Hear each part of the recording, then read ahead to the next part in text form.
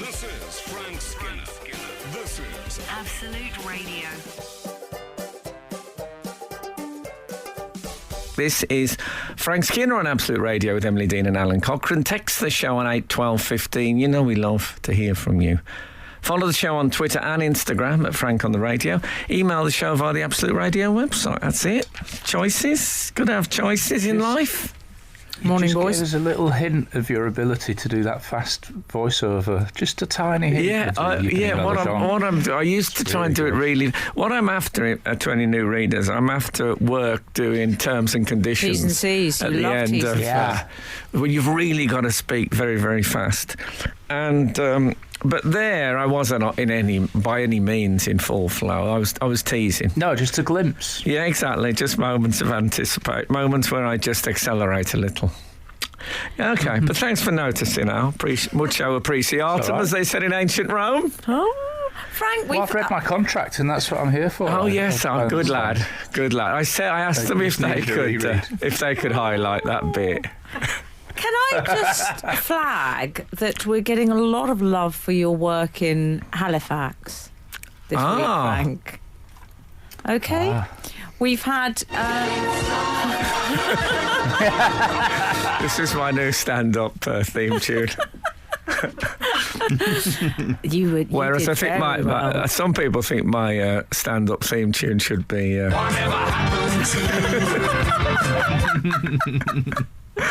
Go on.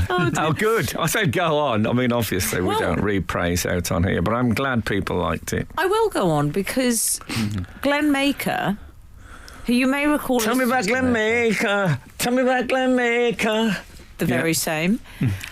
Glenn Maker he's inserted some praise, but I think it's fine because he's done it in a sort of Trojan horse style. Okay.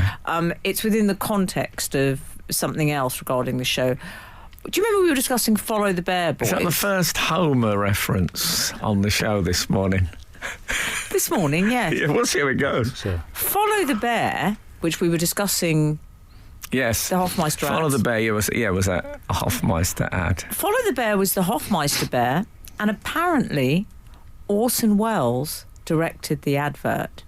He has, obviously a lot to unpack there, but he has a name, George. Oh, yes, I remember that now he mentions it. I do wonder if he has an origin story, though. Good to see you at Halifax, Frank. Praise redacted. Text from Glenn Maker. George's origin story. I'd watch that film. I recall. I'm right that he wore a satin bomber, didn't he? He wore a yellow satin bomber. He wore white socks with the black slip-on loafer. He wore a jaunty trilby. Well, I think he wore what's called in ska record time a pork pie hat, if I remember. In a pork pie hat, Rudy got married. Did I slip into the accent now? And, yeah. Okay, well that's we still follow the bear spiritually on this show. Yeah. Although I can't follow him to his ultimate destination anymore because I'm a recovering alcoholic. Nevertheless, let us move on. I went to the Kino this week, as they call it in Germany, the cinema. Yeah. Did you? What did I see, you're asking? Well, here's a clue. If I was publicising this film, I would definitely invite. I went so Birmingham there. John Voight's not in it. That wasn't a clue. Invite John Terry to the premiere to make sure that you'd got tabloid coverage. Yeah. Ah. It's a tricky one. I went to see June. Then the headlines would be Terry and June, obviously, which would guaranteed. See. Yes. So June, Dune. I do. Are you familiar with it? Yeah, I went to see that this week in a sort of pre-screening situation. Oh, lovely! And it was it rocked, I have to say. Oh man! And I had 7-Up. I haven't had that for a long time. Oh, nice! Lovely. That's nice. I had a bottle of 7-Up that I made. The film's like 2 hours 40 rather, and. At 2 minutes 40. It's actually might have been the trailer they invited me to. No, 2 hours 40. I made a bottle of 7-Up last for the whole thing. In that, you know, the Steve Davis style of drinking. Tiny sip. Oh. Yeah. And I managed, like, I created a sort of 7-Upness in my mouth that lasted for 2 hours 40 minutes without really feeling like I'd consumed any liquid at all. It's really quite a thing. Do you fancy a 7-Up? I always find it the compromise, if I'm honest. I think... Apologies to anyone who works at 7-Up. Isn't it the rough draft of lemonade? 7-Up. Yeah. I think that probably lemonade was like the 9-Up. That was the 9th draft. And then they think we'll stick with that. But yeah, I'll tell you about the film as well. I'm not just going to tell you about the free stuff, obviously. Although, as ever, that holds a warm. Oh yeah, free 7-Up, free popcorn, free film. So cheap, you two. Yeah, I know. Should have changed the way I listen to that now. Shall I say it again off air? You can enjoy it more. Yeah, okay. Frank Skinner on Absolute Radio. I went to see the new sort of sci-fi. It's sort of like romance sci-fi, if you know what I mean. Mystical Is it sci-fi. a remake of Dune then? Is that what Well, we're it's discussing? I think there's been two Dunes before, and this is the third. June? This is the third.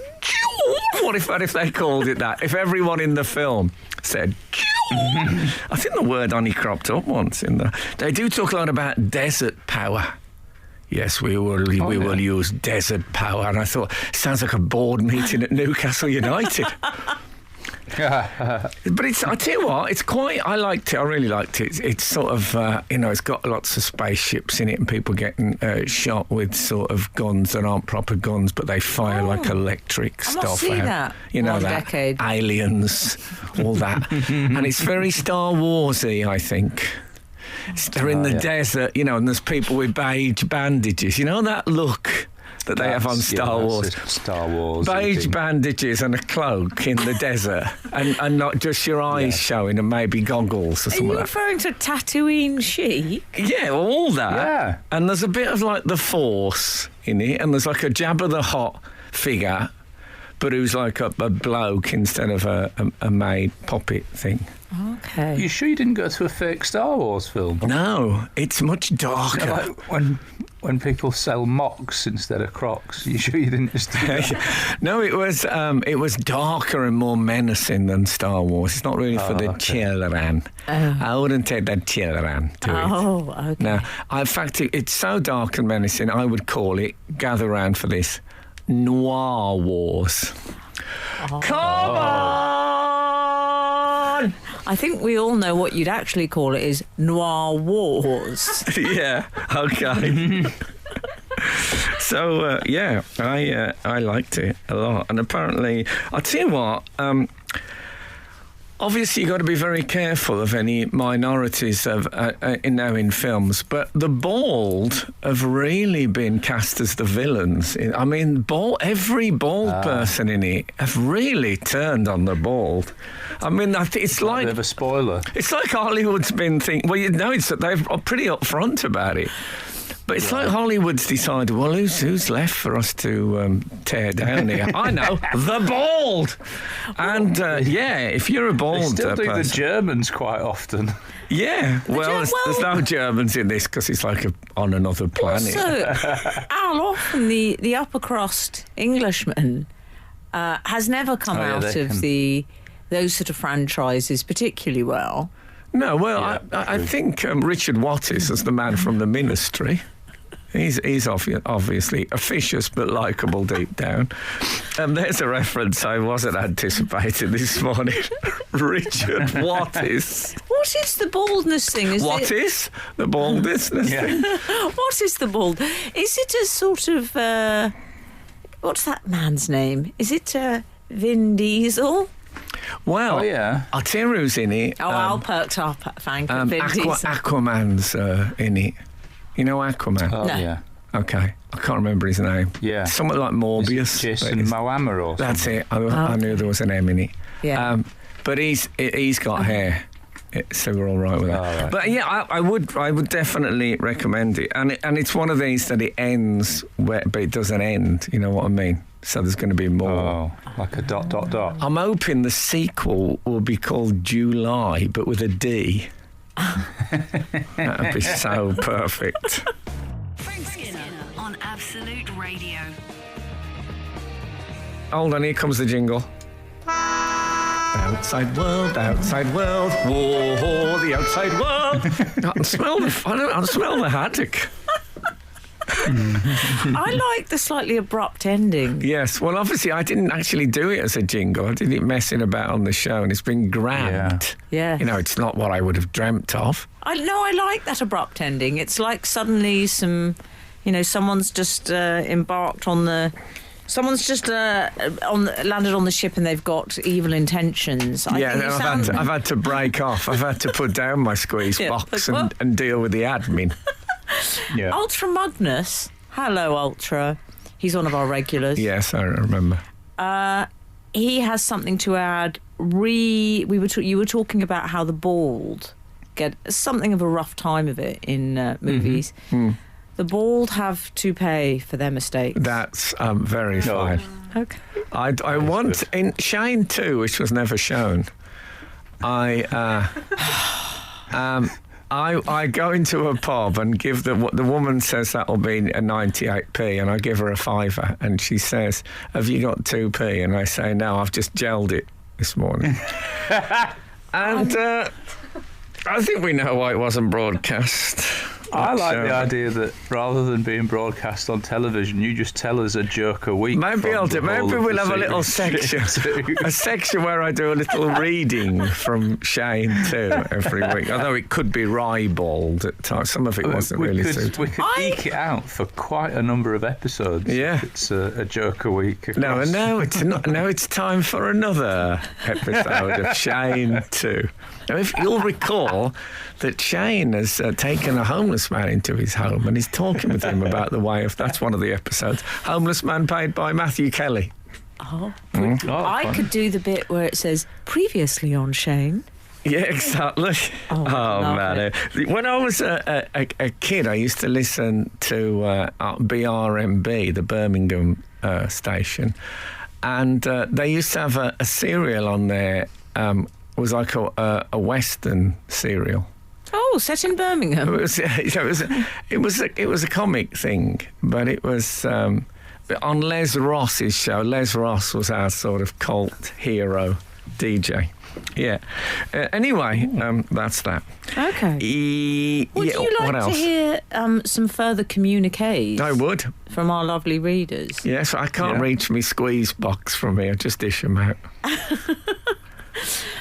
We've had Paula Wright has got in touch to say, do you remember we were discussing dungarees not so long ago? Yes, I think we were on about the age where you had to stop wearing them if you were male. That's right. Exactly right. We have a question from Paula Wright. One of the guys at work, she helpfully adds mid-30s, has come in today wearing dungarees. I cannot remember what was decided on the cut-off age for men. Over to you, Frank Skinner. I think we said 8. I think that was where we got to. There is a caveat for what work, though, isn't there? I think we were allowing white dungarees for painter and decorators. Oh, yeah, that's all right. Oh. But I think if anyone over 8 wears dungarees, other than that, they have to have the days on the bib bit, the way babies' bibs have the days on. So you have to wear them on the right day, I think. But I once said, I remember, that the cut-off point for rolled-up jeans was about 8, and I remember Alan got quite upset about it. What about Mark Kermode? I mean, Mark, I don't know where he fits in on the whole thing. Maximum height, 7 foot. Mark can't get in, apparently. Has anyone got a hairnet? Frank Skinner on Absolute Radio. Frank, I know we're not allowed praise, but it's getting very difficult because I'm getting all sorts through. Okay, what on your Twitter? For you. Okay. Daniel Peckett comedy's my medicine, and Frank supplied that to me for a few good years now. What have you got involved in? Yeah. I mean, honestly. Yeah, I'm one of these underground doctor guys. Oh, did you hear Lucky barking? I did. Lucky doesn't like Saturday mornings. My dog's barking a bit. I don't know why, but I'm assuming that a family member will deal with her shortly. I quite like the atmos. I think the atmosphere. I like a bit of canine background stuff. I think that's good. We've actually received a text in that I'd like to bring to Frank's attention, if I may. 036 has said, "Hi gang, enjoying the show with a cuppa. Now here's a thing that we don't do on this show. We don't ask people what beverage they're enjoying the show with, and I think we should perhaps encourage that. I worry. I mean, what if you'd asked me 35 years ago and I'd said Ricard? Diamond White or something. It was Ricard for breakfast at that point. Oh, was it? Yeah. Yeah, not recommended. No. Can I say, if anyone's listening, that's not good for breakfast. I mean, I suppose it depends on what time zone they're in, if they're having an evening in and just enjoying it. Yeah, but when people say, Cocoa Pops is at quite high sugar for breakfast, but they're better than Ricard. That's the general. Yeah, exactly. I think they should use that as a strap line. That's lovely and child appropriate. Yes. The text message from Nige034 continues. Could I ask if you have ever seen a film called Travels, a 1941 film? I would really like to know what you thought of it. I found the film 2 days ago, and do you know, it's in my top 20. Wow. And that's from Nige. But I like the idea of people messaging saying, what does Frank think of this? Frank think of this old thing. Could you repeat the name of the film again, Manchester? We lost you briefly there. Sullivan's Travels. Oh, yes. In fact, I own Sullivan's Travels on DVD. I saw it, and that guy Preston Sturges, who made Sullivan's Travels, made a load of incredibly enjoyable. You know, when films just had like stories in them, and not people trying to get Oscars with their shirts off. And he just Preston Sturges is like proper. You know, my view that people get, well, men now certainly get Oscars in the gym, not in the rehearsal room. Oh yeah. And I, no offence, Al. And, Preston Sturges. In the running for any Oscars. Proper scripts, Preston Sturges. So, yes, I know that film well. Okay. No one's got in touch. Can you please tell us, did Orson Welles, I mean, have I been a very great fool in thinking perhaps there was some truth in the Glenn Maker claim regarding Orson Welles directing You'd like to think that you'd recognise the Orson Welles directorial style if if it had been called Citizen Bear or something like that. There'd been lots of black and white shots of George at a desk, shot just over his shoulder. We just see the paw tapping on the desk. Maybe a comfort break. Yeah. In a woodland area, and then then there's like a sledge with Hofmeister written on it. It's sorry if you haven't seen Citizen Kane. This makes no sense at all. And we're not here to make sense. This is radio. We're here to have fun. Frank Skinner, Absolute Radio. 275 has got in touch regarding dungarees. Oh, yeah. With the burst of dungaree wearing in the last few years... What? They've said dungarees wearing, in fairness. I've missed that burst. Well, interesting. Spate? Was there a spate? Yeah, I think there has been. I went for the singular there, and this person's gone plural. Yeah, it's all right. It's like sometimes you can say she was wearing an orange trouser. I think. Well, Emily does. I think that's her fashion background. Actually, sometimes you can say, "Why would one say anything else?" Exactly. But with the burst of dungarees wearing, I'd go dungaree. But there you go. In the last few years, I wonder if there is someone new and cool in the dungarees wearing chair. For many, it is very much still Kevin Rowland of Dexy's Midnight Runners. Oh, yes. Although for a group of millennials, I don't like that term. It's so dismissive. Let's put a pin in that. I think the title was taken by Demi Moore. Or Demi.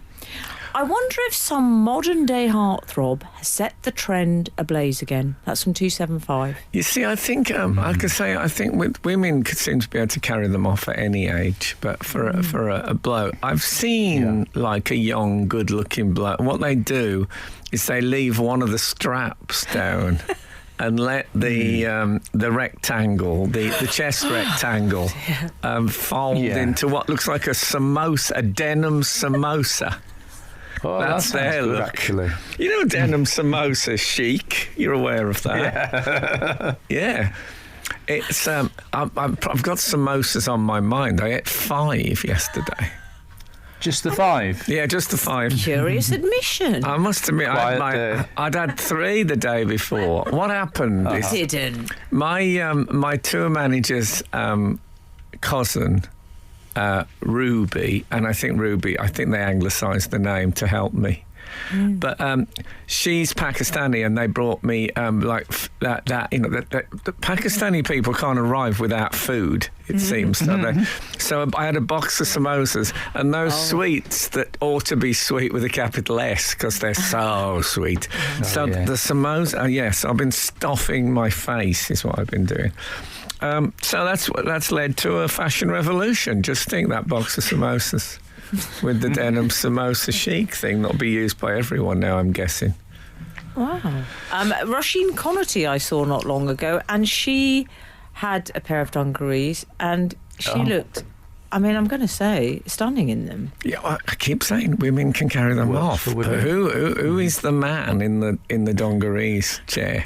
That's. I know that's a text in you hear a lot on radio. But anyway, I'd still like to know. If anyone can think of a modern male celebrity who you can picture casually in dungarees, I'd love to hear their name on 8, 12, 15.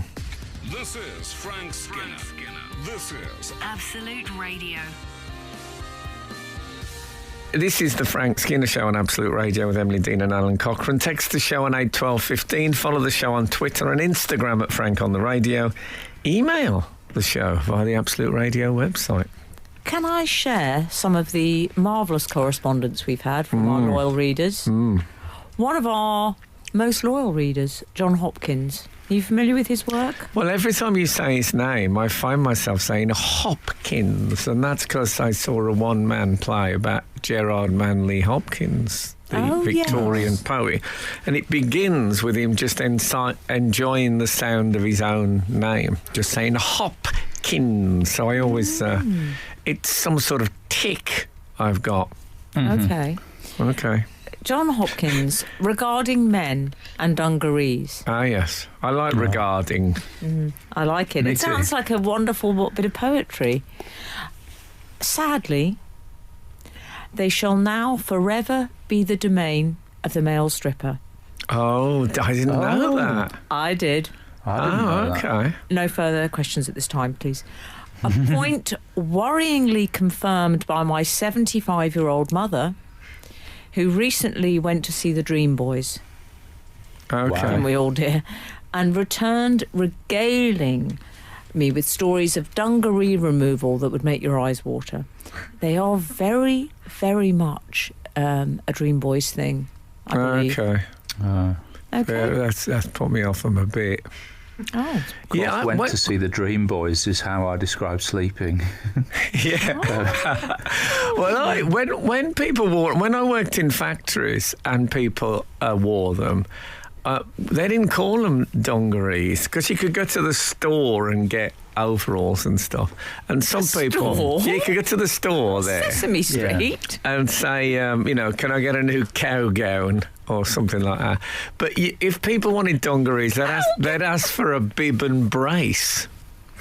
Oh, nice. Yeah, which I think covers the sort of strappage and the rectangle, the rectangle at the front. The very part you're describing being made into a samosa. Exactly. It was the pre-samosa stage. It's the bib. Yeah.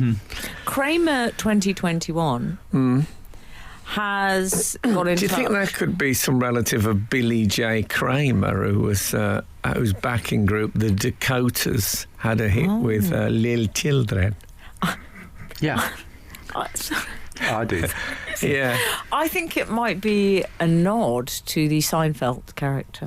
Yes. Okay. And I know how you love an American box set. Oh, man, it's the best thing. You love an American box set, Frank. What's that one you used to like? Baking bread. What was it? Breaking Bad. Breaking Bad, yeah. I thought that was the one you were talking about when I brought up Merlin and you laughed in my face. This was in the days you could laugh in people's face without killing them. I know. But I deserted you. I broke bad myself. I won't do that again. Kramer 2021 has got in touch. Hi, Frank. The Les Ross serial was Yesterday Never Comes.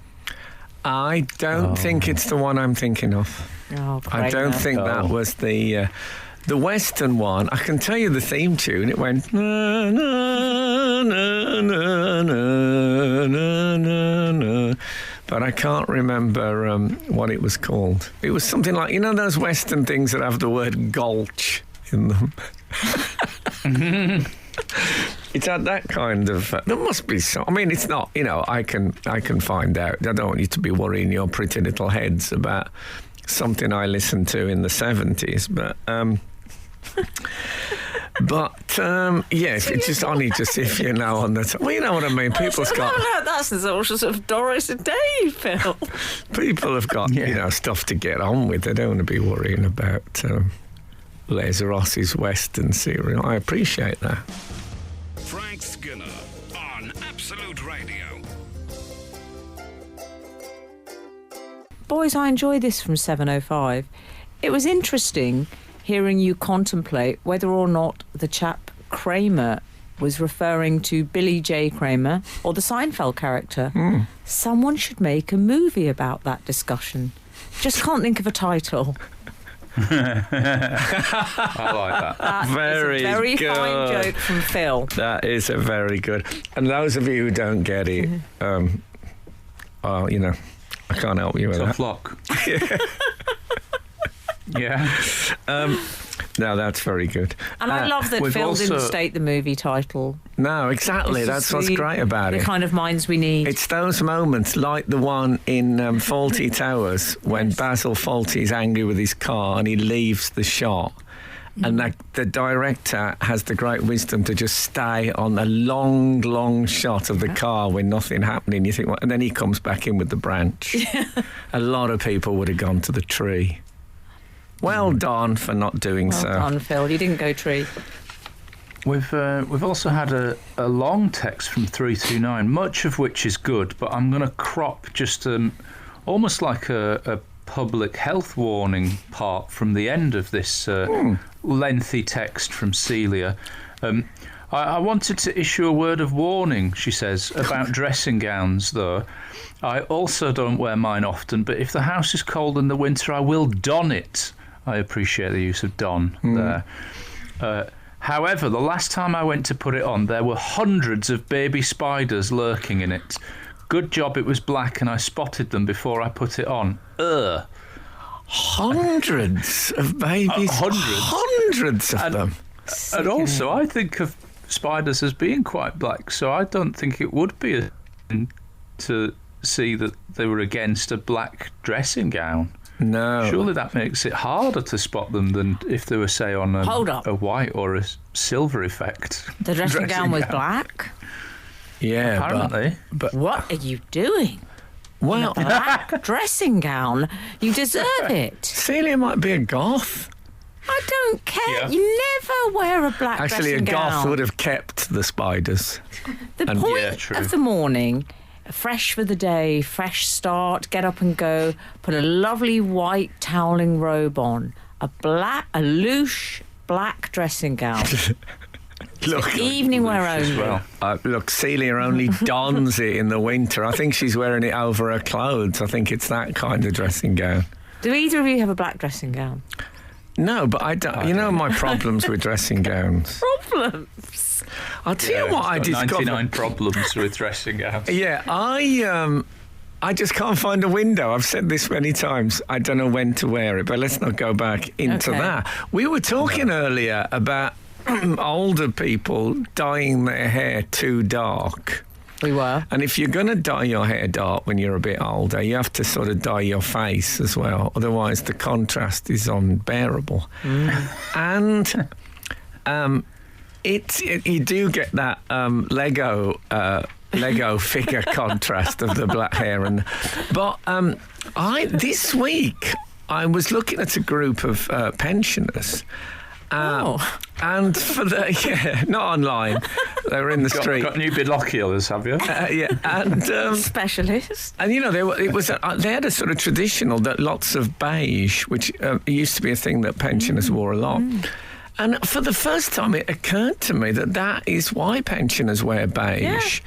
Because they want to break you in gently to when you reach their face. If you start at the feet and scan up, and I'm thinking now I need to get some lighter clothes, mate. But I've always wondered, why do they all start buying beige?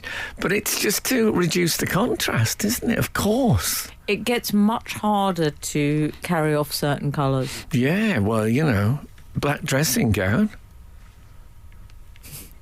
and relax. Frank Skinner on Absolute Radio.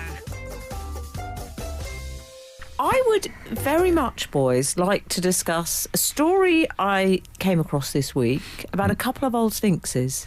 Oh, yeah, I do. I love these kind of stories. Go on. Me too. Do you think that's what the crew members call us behind our back? A couple of old sphinxes, Yes. Probably. I'm okay with it. Probably. This couple were described as elderly. Oh, were they? I hadn't picked up on that. I didn't know they were elderly. They were elderly. They were retired. I mean, not in this day and age, called elderly 35. Oh, wow. But they were, I believe they were retired. They were gobsmacked to discover that these stone sculptures they had in their garden, in the shape of a sphinx, they were sphinx sort of ornaments. These sphinxes, would that be the plural? I like to go for Or would it just be sphinx? I had two sphinx. I like to go for sphinxies. Okay. That's what I like. Sphinx eye. Yeah, I like sphinxies. Okay. They were... So they must have thought they were worth some money if they put them up for auction. I think that the auction house said £300 to £500 is what they should expect. I think they'd actually cost them £300 because what I'd like to describe as a bitter person in the comments on the news story I read said, so the people who owned them were already pretty wealthy. I don't know anyone able to afford to spend £300 on garden ornaments. No. That's a comment from a bitter person. I do. Yeah, I mean, I know loads of people. I don't know what you can do. Maybe they've worked their fingers to the bone to get that kind of garden ornament spending budget. Yeah. Oh, it's all gone a bit Maggie tea. Anyway. But these were actually 5,000-year-old, I'm going to say, artefacts. What I mean, the weird thing is, they were sphinxes from, the Sphinx age, it turned out. What? I mean, it's like the weirdest thing. They were actual sphinxes. They were from, they were in situ. It was, Hey, it was. Frank, we're going to throw away the sphinxes. It turned out they were taking part in pyramid selling. That needs a jingle. That was Okay. I like that. No, I tell you what, I had an unpleasant experience in Egypt once when we went out on a trip, and the person, the tour guide, was very keen that we went to her cousin's shop, and I thought that's fine, And the cousin, he said, come over. I just nearly did the voice, but I'm fine. He said, I'm going to have to do it a bit. He said, you're a television man, yes? And I said, she'd obviously got that from the hotel. I said, well, yes. Yeah. And I thought he was going to say, can you fix my radio rental 12-inch screen? He said, you come with me to the back room. So I went to the back room. He said, you don't want to be buying the rubbish in there. I thought it was your shop, dear. And he had some actual Egyptian artifacts. And I said, hold it. You're not supposed to say. He says, no one knows. You just wrap them in a jumper or something. and you can tell. And I just felt really bad about it. I know this didn't bother Lord Elgin, but in his Grecian trips. But I know I didn't like it. So we don't know how these got here. Yeah. But they were so they got sold for, was it 195,000? Yes, very good. Not bad. Yeah. I mean, you got to say. Nearly 200 G's. That result. They had been repaired with modern cement, though.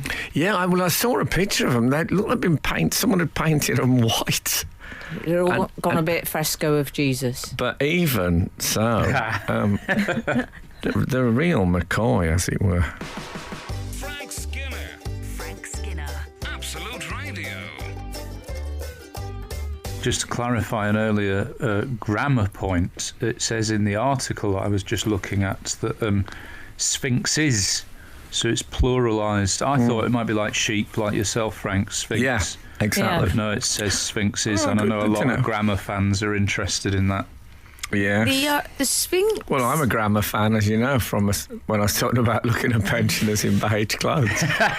And I like Cheers. So There you go. Very good. Sphinxes.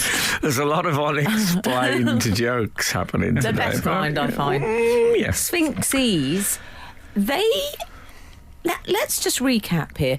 They are the centaur build, but it's the lion waist they favour rather than the horse. We should define. They are the head of a sphinx is often tends to be human, falcon, cat, or sheep. Okay.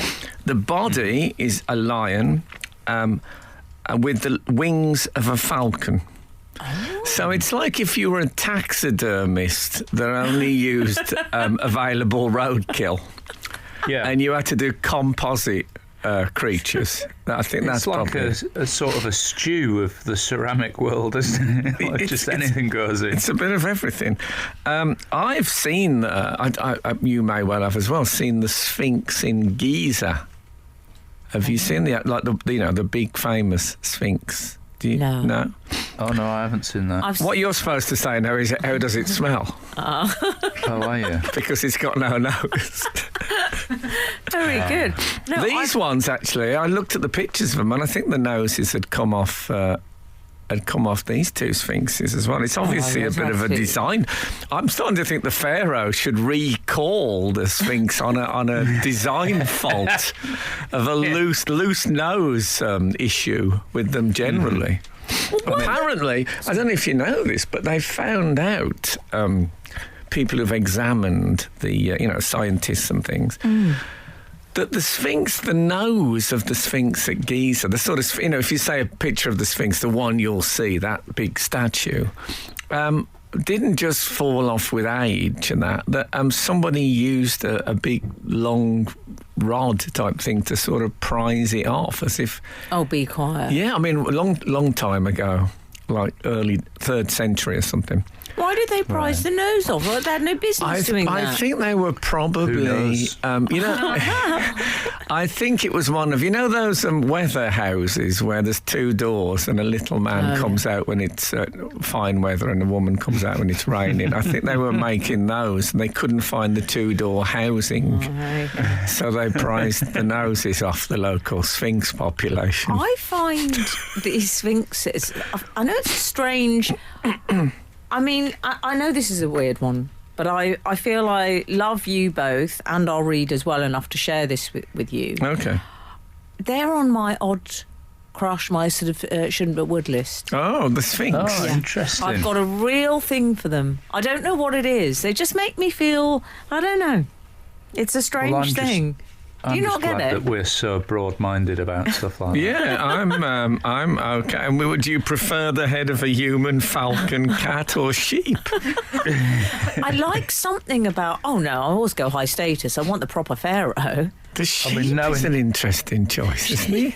Knowing that Frank got very angry about the meerkat dating a human, I'm surprised that he's being so liberal about this development. And that bulldog, Churchill, went on a holiday with, what was that woman called? Melanie Sykes. Melanie Sykes. No, there's something squalid about it. Interspecies.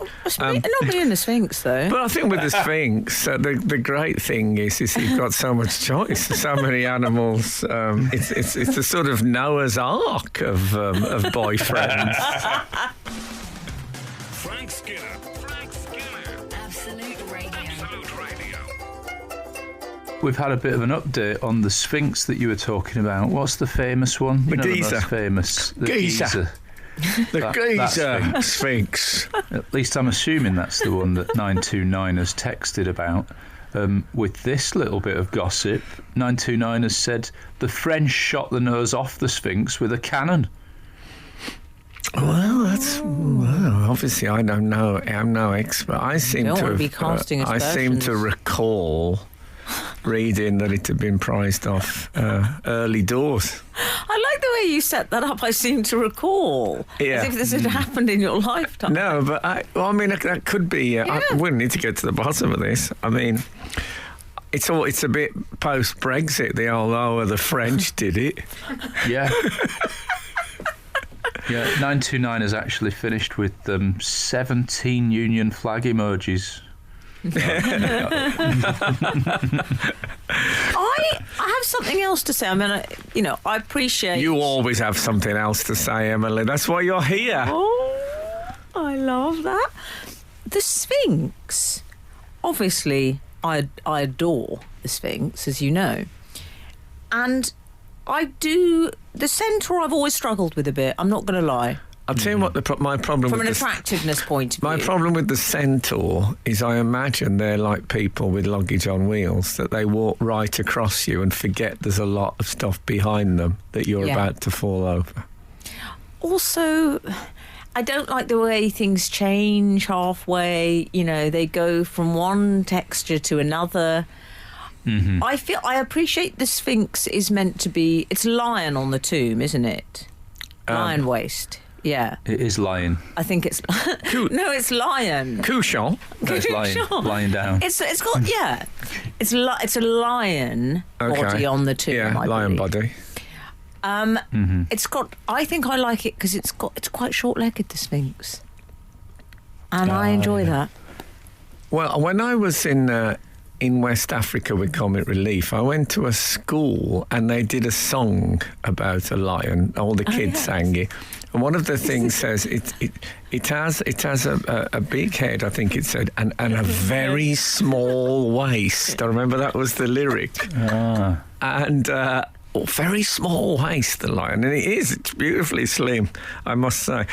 I feel we should point out that the auctioneer who sold this, for a start off, they're from Sudbury. Which is, remember we've been talking about Simon of Sudbury. And so they are from Sudbury. But what I liked is the bloke who conducted the thing, is from, I assume, from that auction house, was celebrating that they've set a new record for that auction house, the sale, and also that it's the highest sale of the year in something like domestic auction houses. Didn't mention the fact that they'd valued it at 300 to 500 quid, which I would have thought was not a great advert. Yeah. Because someone could have come in and got it for 500 quid. Yeah. And they'd have been thinking, well done. Well said to the old couple, you landed on your feet there. Do you know any auctioneers? I've met It's like the start several, of a joke, doesn't it? but I don't know any auctioneers. No. I just think it's quite an interesting professional choice, isn't it? I've conducted charity auctions. Oh, I would be days on. stiff with stress doing that. Oh no, it's very good. Squeezing the last little bit of cash out of the Do you do that trash talk where you sort of play one table off the other? Yeah, where you all go, that, that all that table's stuff. beating you. Oh, lot. I remember getting yeah. Timmy Mallet up over the over the 1,000 mark. I think it was the the £1,000 How mark. appropriate. That's a generous man. Timmy Mallet there. I'm wondering now if I should phone someone about that 60-foot pyramid I've got in my back. I use it to just dry my tents on. Frank Skinner on Absolute Radio. This is Frank Skinner on Absolute Radio with Emily Dean and Alan Cochrane. Text the show on 81215. Follow the show on Twitter and Instagram at Frank on the Radio. Email the show via the Absolute Radio website. Someone complained that we haven't got our own individual email. You have to just go through the general website. Yes, they I did. didn't Well, know. actually, they've got that wrong because we do. I have my own individual email. Oh. You have your own individual email. Yeah, that don't tell everyone. Have I misunderstood that? Yeah, I think some shows on Absolute have their own, apparently. Oh, No one told do us. Simple as that. No. It's been omitted. probably too late. They to get on with introduce their it thing, now. we do our thing. Oh, no. Rebecca Mason, the Velveteen Dog, has been in touch. Oh, okay. Hi, Frank, Emily and Alan. Bald men aren't always villains. No, I'm just talking about one film. I'm talking about June. I'm not saying all bald men She's films. pointed out The Rock, Yeah. the balding and sexy John McClane. Is it McCain? Oh no, that was a John Republican McCain. senator, John McCain. He's Yeah. with us. John McClane. What's his name, Al? It's very much something you'd know in the Die Hard movies. Oh, John McClane. I thought it was John McCain, but I probably am thinking of him. I think you are thinking The of ultimate Republican. hero restoring good versus evil all by himself. Bald men are yummy. #bald. Yeah, let me just clear this up. I got nothing against bald men. I've seen Yul Brynner 17 times in The King and I.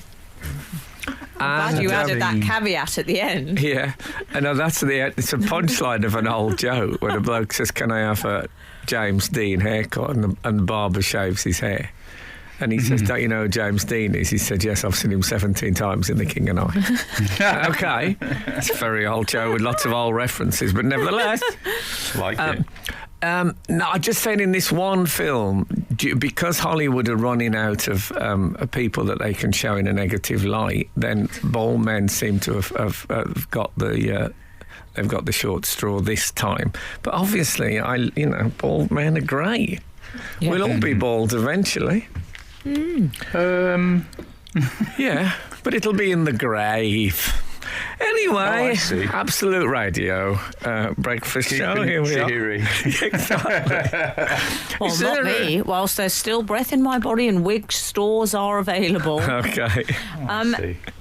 Previously, I would like to... we have a little section we sometimes do, which we call Previously. Yeah, where people refer to stuff that happened on the last show or sometimes the show before I don't think we have a jingle, Frank, do we? No. Okay. I feel like we need one, but maybe we'll just... Okay, what about this? Yeah. We could... Oh, sorry. Previously, it's from a show that used to be.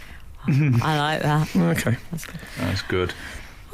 Do you remember we were discussing the concept of the retail intruder? Frank Skinner, if you could briefly summarise that Well, concept. I purchased the new kids trend. When I say kids, I mean kids, not actual, not cool people, but kids, children, is the poppet, which is like a sort of a industrial version of bubble wrap that you can keep using.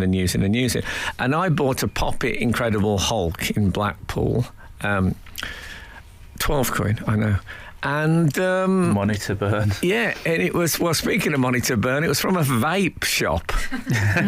And I was talking about retail intruders. This was when you find a product in a shop and you think, why do they sell it in this shop? So why a Hulk Poppy in a vape shop didn't make no sense. And I actually, if you remember, sang Poppy's in a vape did. shop. I know, it's serious. So...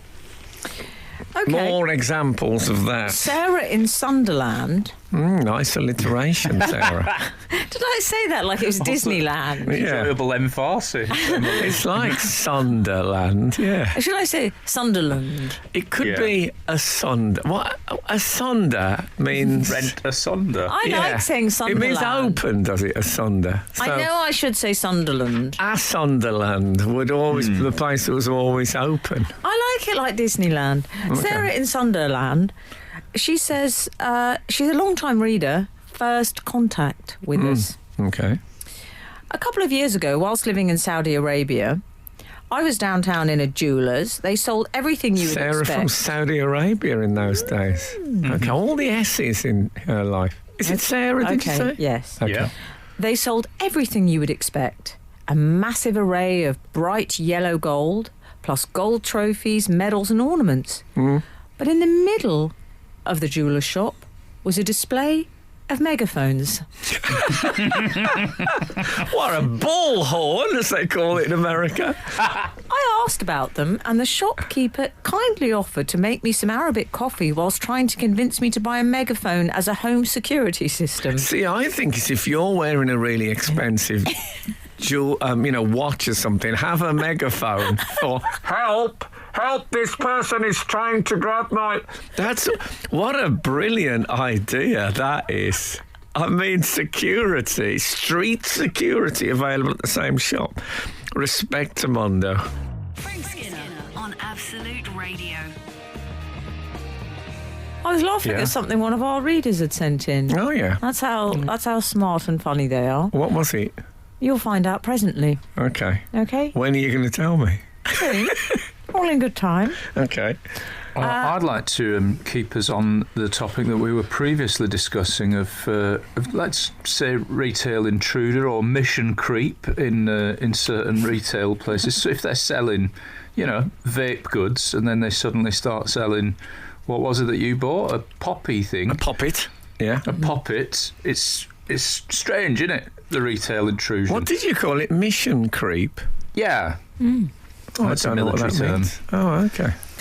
Sound like you out in a military time. It's in the news quite often. I've never heard it before. Good. Sarah Walker has sent us a tweet and an amusing picture. I've just walked past this mirror shop in Greenwich, stocking items that don't fit the shop, and she sent us a photograph of the exterior of a mirror shop, which also seems to sell huge plastic statues of animals. So there's a shark's head, 5 pit bull terriers, a giraffe's head, but these are significant things, and an ET, a plastic version of ET, which seems to be £6. Are they for wall mounting, though? They're life-size. They're life-size sculptures. Are they to hang up on the wall? No, they're sort of were they? on the floor. Why are they in there, then?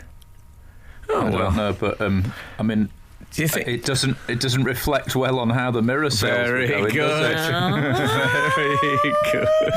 Very good. Order. We return, also within previously. I appreciate they have emerged before on this show, the dressing gown. Oh, yes. But I'd like to dip our toes back into the dressing gown waters. Okay. Because we posed the question last week, was it? When does one wear a dressing gown? Possibly it was prior to last week. Yeah. It doesn't matter if it was Richard prior. I still would like to return to this subject, partly because I enjoy very much Andrew E.'s response to when does one wear a dressing gown. Only children, the frail and the elderly wear dressing gowns. Oh, wow. Healthy adults should never consider it an option. Okay. I feel quite chastised by Andrew E. I feel slightly justified. I bet he's not fun at a spa.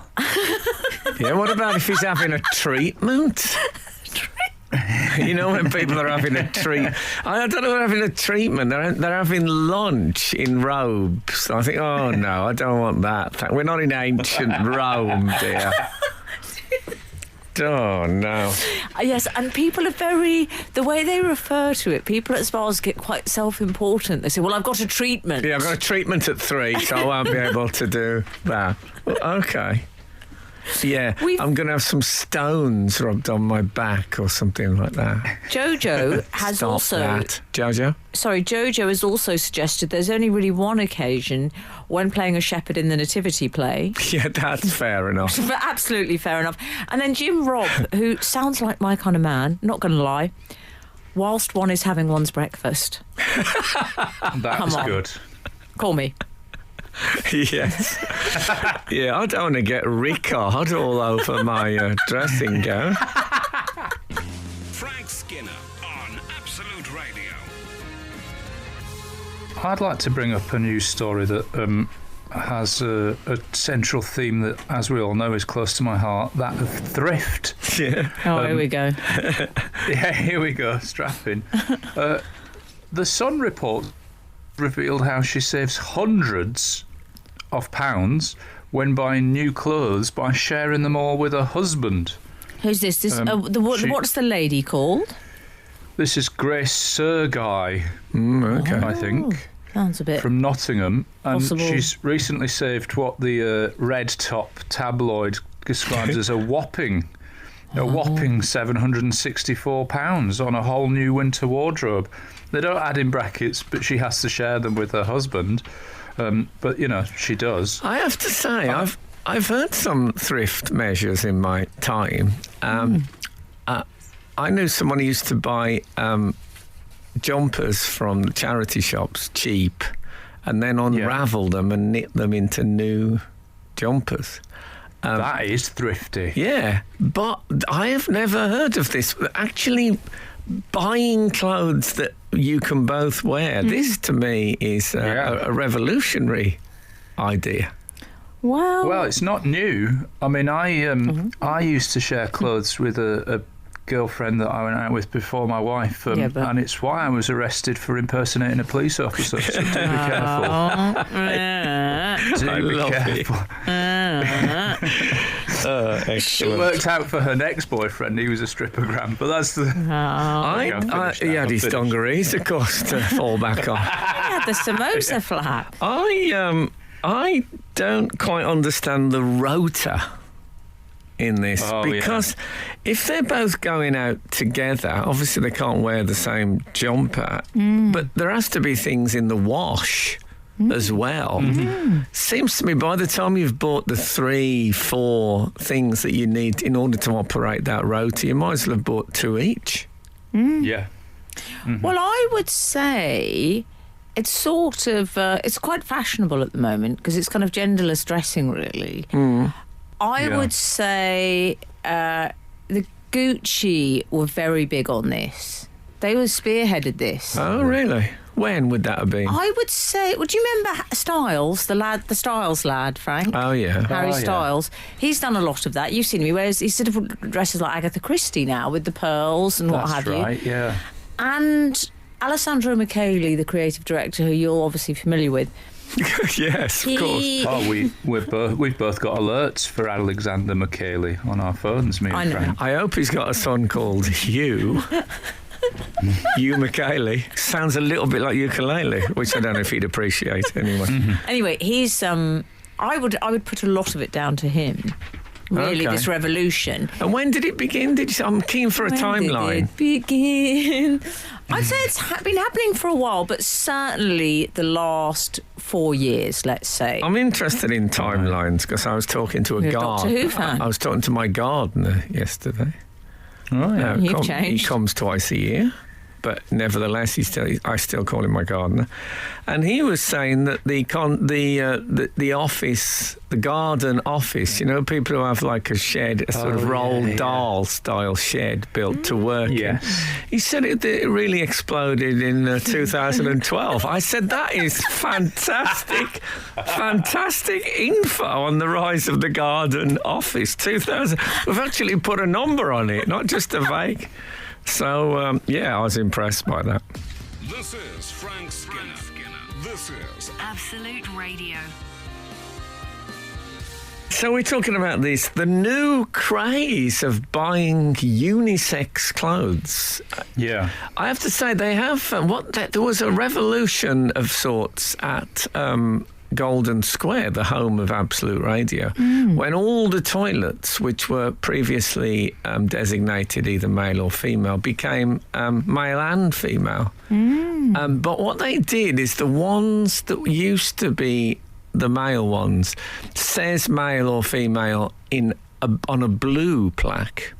And the ones that used to be female says male or female on a pink plaque. And I have yet, I realised this the other week, that I have yet to go in a pink plaque toilet. There's still something telling me no entry.